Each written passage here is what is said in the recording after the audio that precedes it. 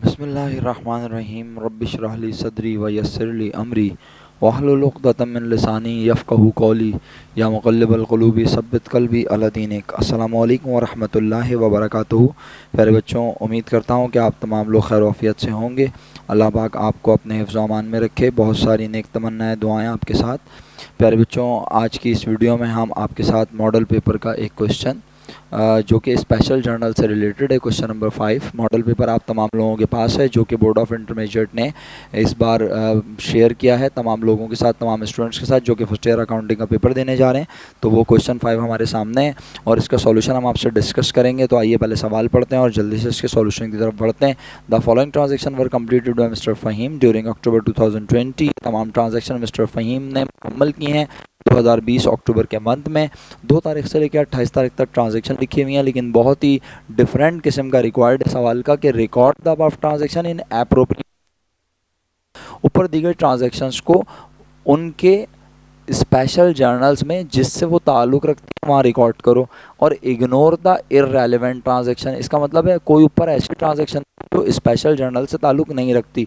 अब अगर स्टूडेंट को ये पता ही नहीं है कि स्पेशल जर्नल क्या होते हैं, तो इसका मतलब है वो सवाल का माजरत के साथ बेड़ा गर्क कर देगा। और अगर उसे पता है तो स्पेशल जर्नल किन को कहते हैं?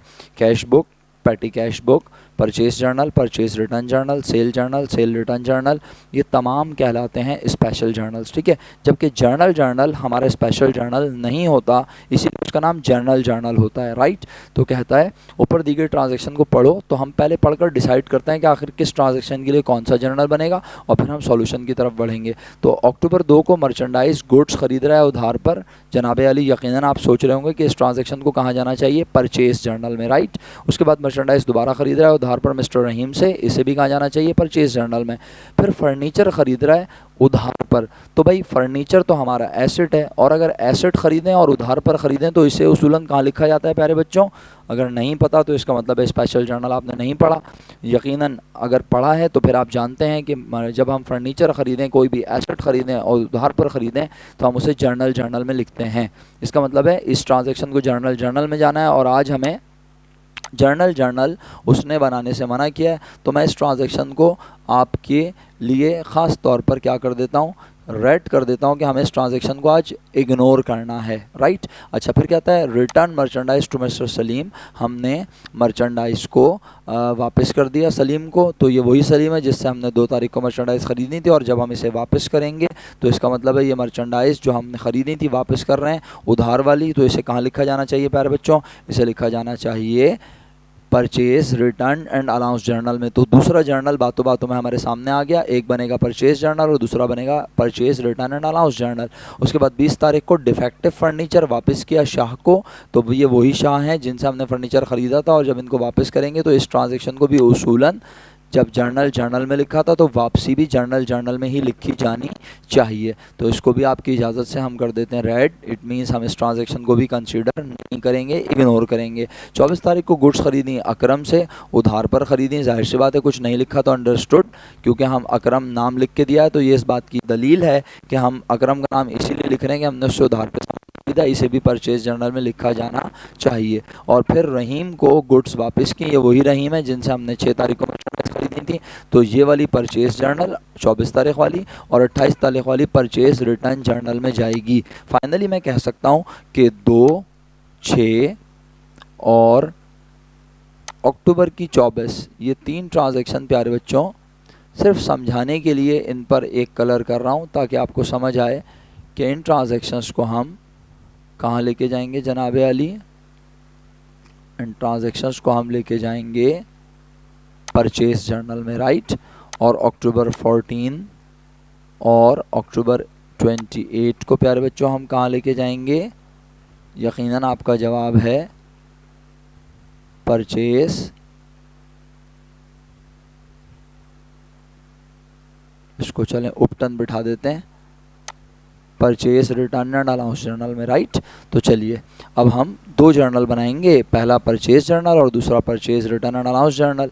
यकीनन आपको रस्में आती होंगी और नहीं आती तो चलिए देखिए। सबसे पहले बिज़नेस का नाम क्वेश्चन में गिवन नहीं था, बस यहाँ मिस्टर फ़हीम लिखा था तो हमने लिखा dash dash form. Second line में लिखा जो चीज़ हम बना रहे हैं परचेज जर्नल। उसके बाद लाइन ब्लैंक छोड़ने की ज़रूरत नहीं है, हमें चाहिए कि हम इस लाइन को ऊपर की तरफ मूव करें।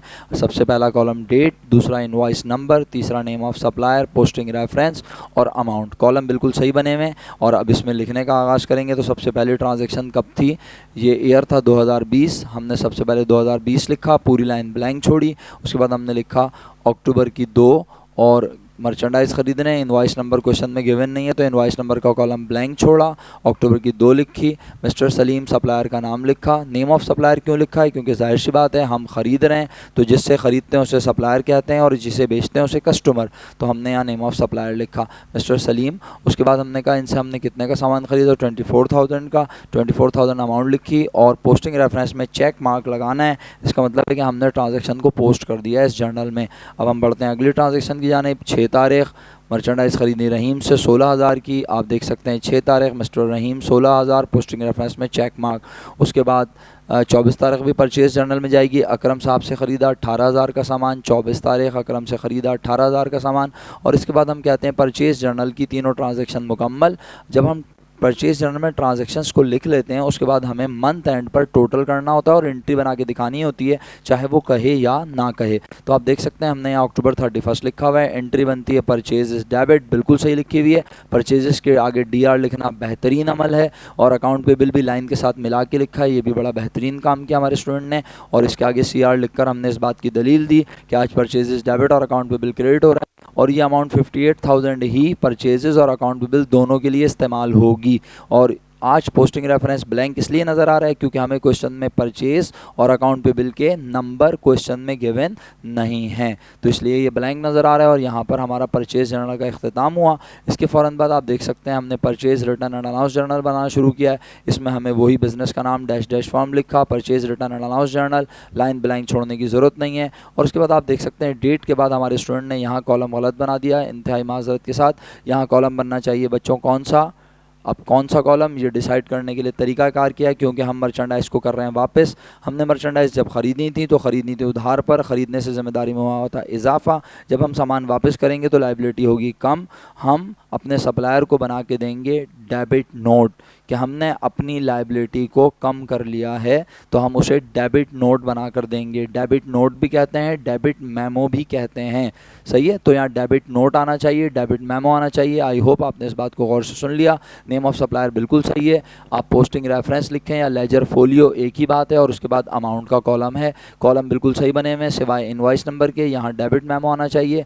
उसके बाद सबसे पहले 2020 और पहली ट्रांजैक्शन अक्टूबर 14 वाली मिस्टर सलीम 4,000 रुपये। आप देख सकते हैं अक्टूबर 14 मिस्टर सलीम 4,000, पोस्टिंग रेफरेंस में चेक मार्क। उसके बाद अक्टूबर 28 मिस्टर रहीम 3,000, अक्टूबर 28 मिस्टर रहीम 3,000, यहाँ चेक मार्क आना चाहिए जो कि स्टूडेंट ने नहीं लगाया। और उसके बाद हमें और कोई ट्रांजैक्शन नज़र नहीं आ रही। सारी ट्रांजैक्शन अल्हम्दुलिल्लाह हो चुकी हैं। 3 परचेज़ जर्नल में गई और 2 परचेज़ रिटर्न में और 2 को हमने इग्नोर किया। क्वेश्चन तकरीबन कंप्लीट हो चुका है।